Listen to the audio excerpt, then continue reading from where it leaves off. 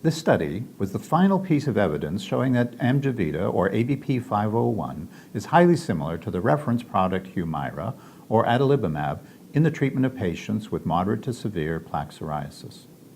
The two main requirements for ABP 501's approval as a biosimilar to Humira by the FDA and the EMA were similar to adalimumab in structure and function and clinical pharmacokinetics. With structure, function, and pharmacokinetics showing high degrees of similarity, the ultimate requirement was to demonstrate similarity in efficacy, safety, and immunogenicity with no clinically meaningful differences. Biosimilars, such as ABP 501, are of great importance to the current medical landscape. Although biologics have revolutionized the treatment of many chronic diseases, they are costly to patients. Lower cost options with similar efficacy and safety would be beneficial to patients. For the initial 16-week double-blind portion of this trial, 350 patients with moderate to severe psoriasis from across Europe, Australia, and Canada were randomized equally to receive either ABP 501 or adalimumab 40 milligrams every 2 weeks. The primary results for this initial phase have been previously published and showed that efficacy, safety, and immunogenicity of ABP 501 were clinically similar to that of adalimumab.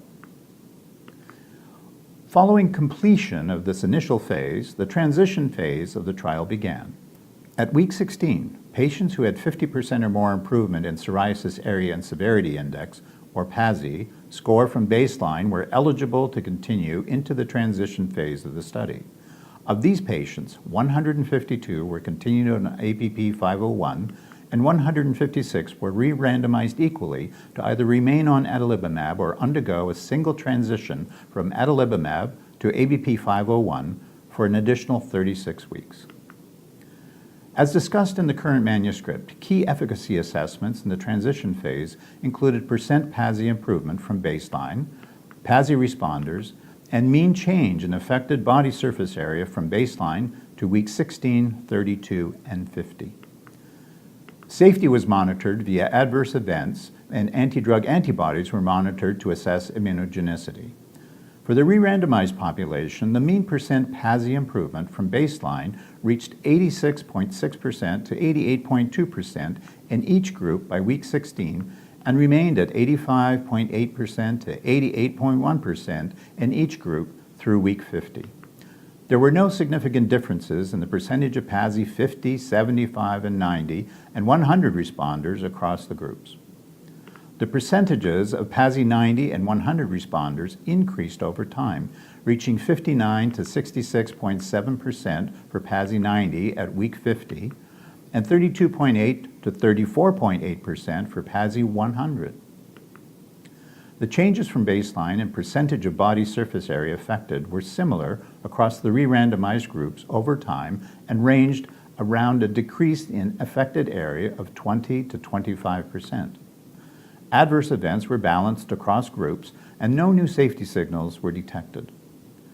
Percentages of patients with binding and neutralizing anti-drug antibodies were similar across treatments. Data from this long-term phase 3 clinical trial demonstrates that ABP 501 is similar in clinical efficacy and has a comparable safety profile. Additionally, ABP 501 demonstrated immunogenicity comparable to the adalimumab reference product. Similarity in immunogenicity was sustained with a single transition from adalimumab to ABP 501.